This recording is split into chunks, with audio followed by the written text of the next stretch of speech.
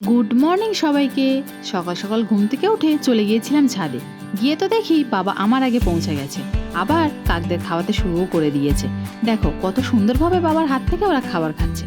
আজ একটু কুয়াশা তো পড়েছিল, জানো তো ওরা আবার বাবাকে চেনে। আমি কাছে গেলে উড়ে যায়, কিন্তু বাবা কাছে যায় তাদের খাইয়ে দেয়, ওরা উড়েও না, বাবাকে থেকে ভয়টুকুও পায় না।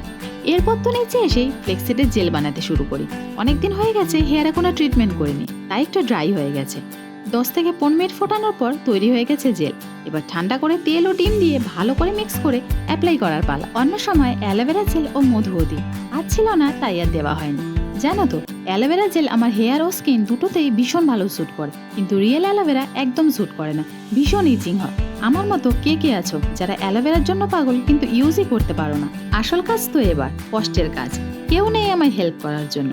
একা একাই সেকশন করে অ্যাপ্লাই করে নিলাম। এরপর 1 ঘন্টা রেখে শ্যাম্পু দিয়ে ওয়াশ করে নেব। একটা কথা কি জানো তো, বাড়ির হোম রেমেডিগুলো যদি নিয়মিত অ্যাপ্লাই করা যায় তাহলে পার্লার গিয়ে ট্রিটমেন্ট করার কোনো প্রয়োজনই হয় না।